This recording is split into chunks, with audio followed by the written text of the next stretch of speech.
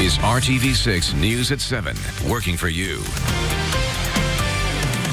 Thanks for joining us. I'm Rafael Sanchez, now at 7 and into the RTV6 newsroom. We're learning that small plane that crashed yesterday in Greenfield was on its way to Nevada. Our ABC affiliate in Reno says the aircraft in which 2 people were killed was expected at the Minden Tahoe Airport. The Hancock County Coroner's Office has yet to release the names of the victims. The National Transportation Safety Board is looking into what happened there yesterday in Greenfield. It's a deposit dilemma. A woman considered moving into an apartment complex, but she never signed the lease and says the company refused to refund that security deposit. That was the problem. RTV6's Stephanie Wade is working for you, and tonight she's getting results. A woman feels it's unfair. She never moved into this apartment complex, but still doesn't have her security deposit back. It's been over a month, and she called us for help. How is it that you can keep my deposit? I understand the $25 application fee, the $250 holding fee, but the $449, I don't see that happening. Deetra Northington wasn't able to pay the first month's rent that was due April 1st and asked to change her move-in date to 2 weeks later. She was told by Indytown Apartments that wasn't possible and figured she needed to start looking for another place to live. Even though she hasn't stepped foot into her apartment, she says they still won't return her security deposit. That tenant should be able to get the security deposit back if they haven't signed a lease or if they don't have something that looks like a lease. And if the landlord is refusing to give that security deposit back, then I would definitely talk to an attorney. At first, Indytown told me they would never keep a prospective tenant's security deposit. But after checking, it appears they did. They are now going to refund this tenant her money. Stephanie Wade, RTV6. Tonight, an arrest warrant is out for a former Warren Central teacher and softball coach accused of sexual misconduct. Court documents say that Brittany K. Mang allegedly had a sexual relationship with a 15-year-old female student. Mang resigned from Warren Central just a couple of days ago on May the 3rd. A warrant has been issued for her arrest. The Warren Township Schools released this statement to RTV6, saying in part, "We want everyone to know that we take seriously the responsibility and trust that parents bestow on us to educate and protect their children when in our care. When an individual is accused of violating that trust, it should be and is an affront to all of us." Tonight, a Marion County Sheriff's deputy is off the force and facing criminal charges. John Dorsey is facing 1 felony count of official misconduct and 2 misdemeanor counts of battery.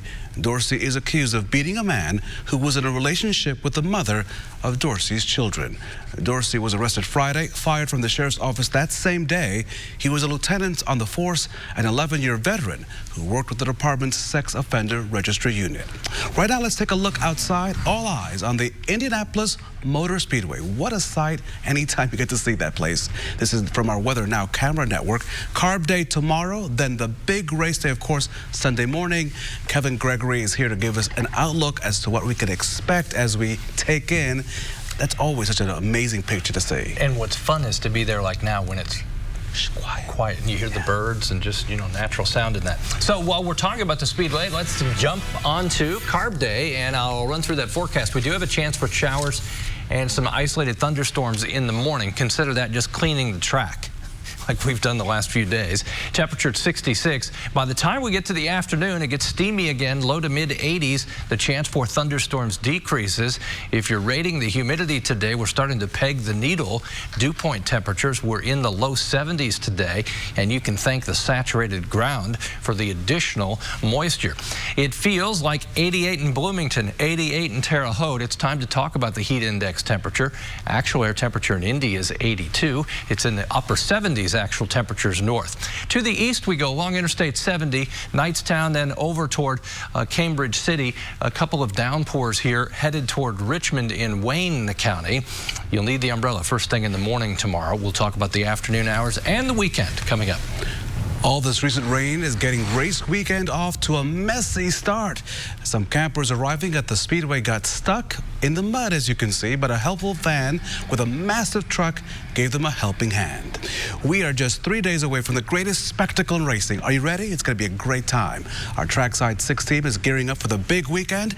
Day first, Brad Brown live at the speedway with a look ahead. Guys, take it away. And I can't wait to see your special in just 26 minutes. We're all waiting to see it.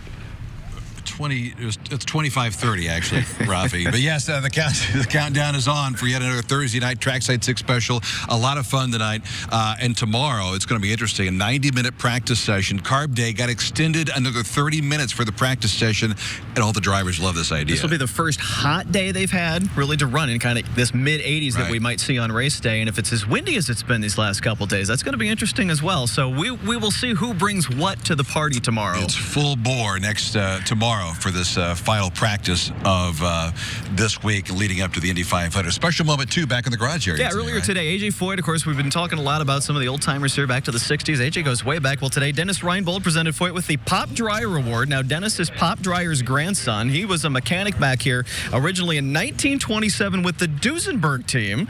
All the way through the 30s, 40s, and 50s, Pop built sprint cars and midgets, and so A.J. knows all about that great legacy and honored with his connection to the Speedway's history. AJ, what's it mean to kind of get this one here, the association with the Dryer family? Honor. We've been friends for many years, and Dryer, Reinbold and them, they brought a lot of things to the racing world, midgets and everything, and they were great racers. So I'm glad I'm included with them.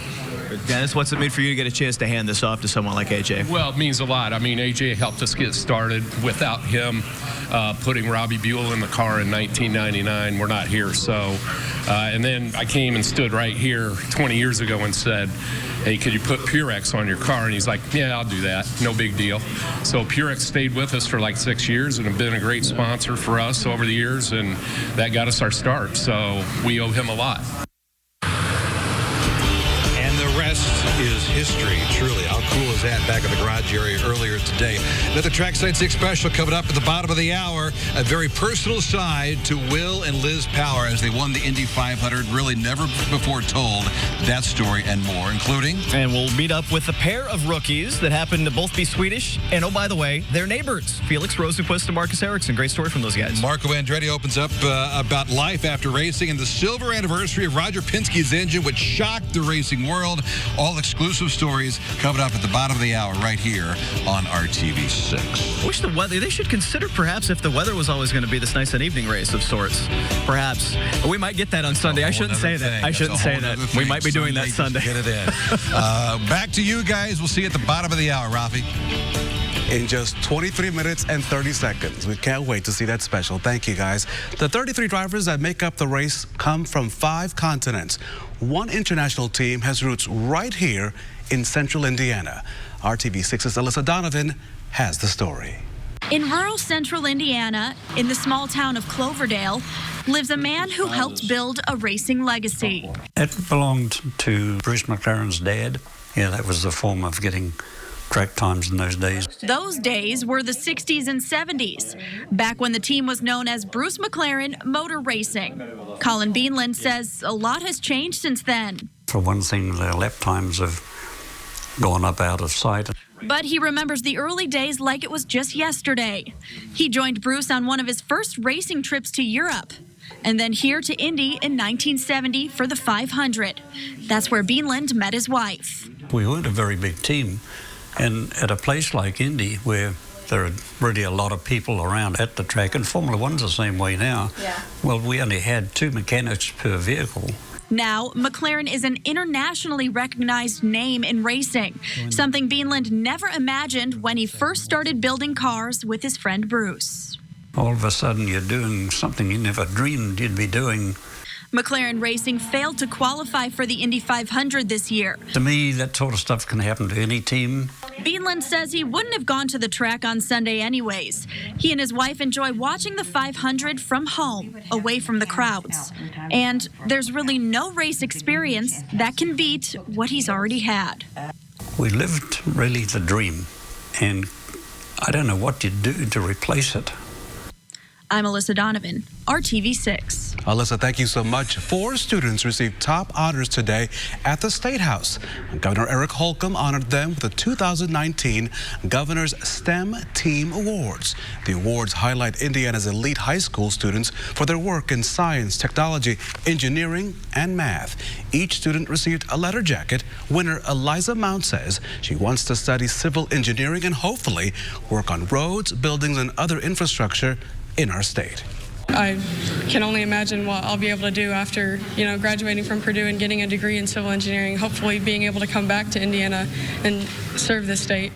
And here's the bonus. Each student received a $1,000 college scholarship through Indiana's College Choice 529 Direct Savings Plan.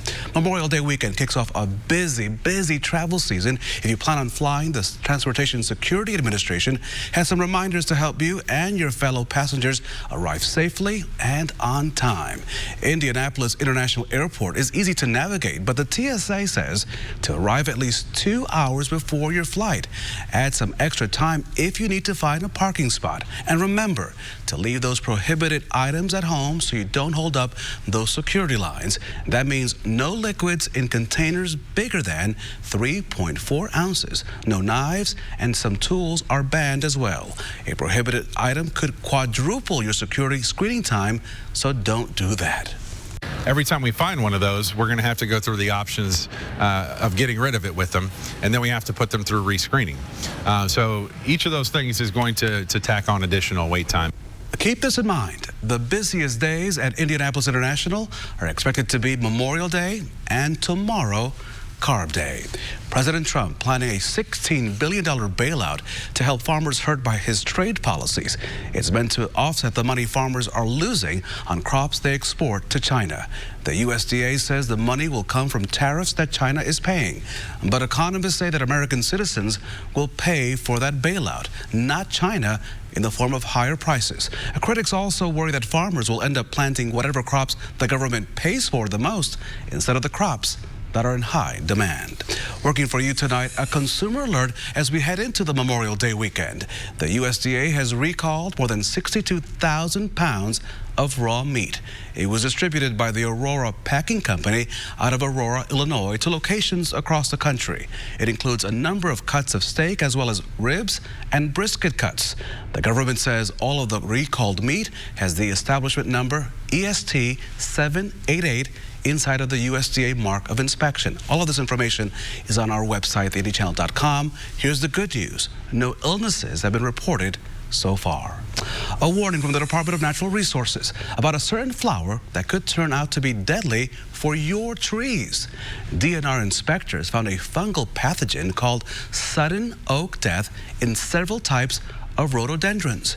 Those flowers were sold in several cities, including Columbus in Bartholomew County and Noblesville in Hamilton County.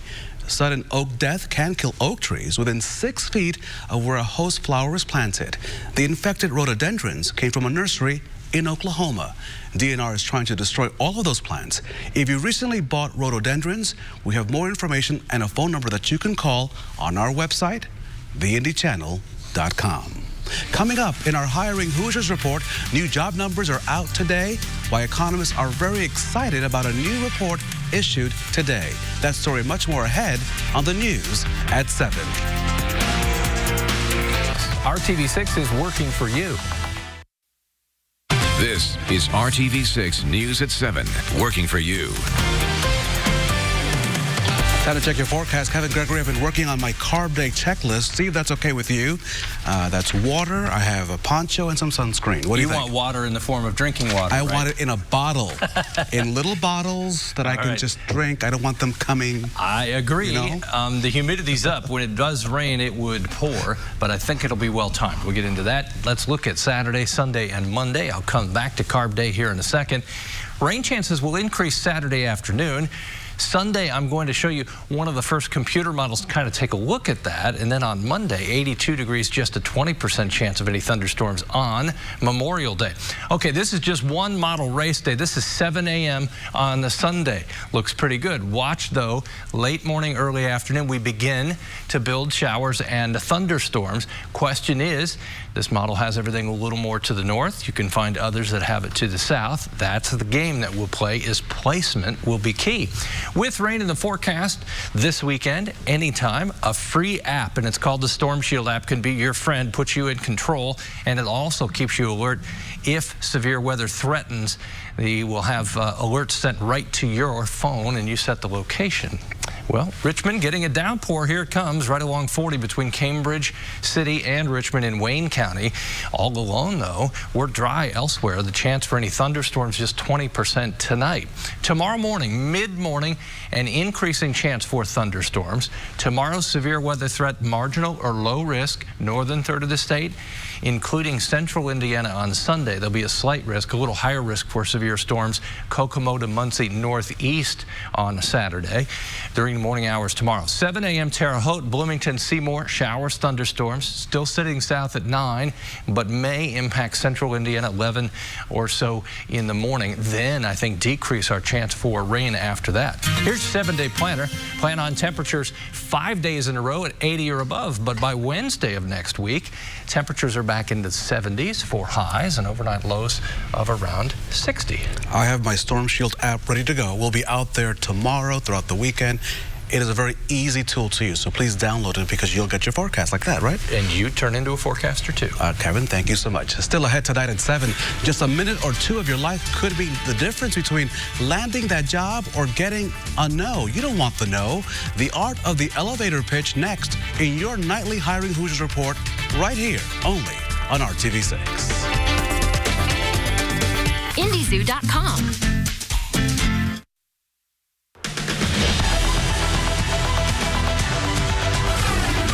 It is time for Hiring Hoosiers, our mission to connect you with employment, skills, the resources that you need to get to that next job. Tonight, we kick off things with jobs numbers. Economists are excited about the new employment report that came out today. The Labor Department says 211,000 people filed unemployment last week. That's down 1,000 from the last report and a 5-week low.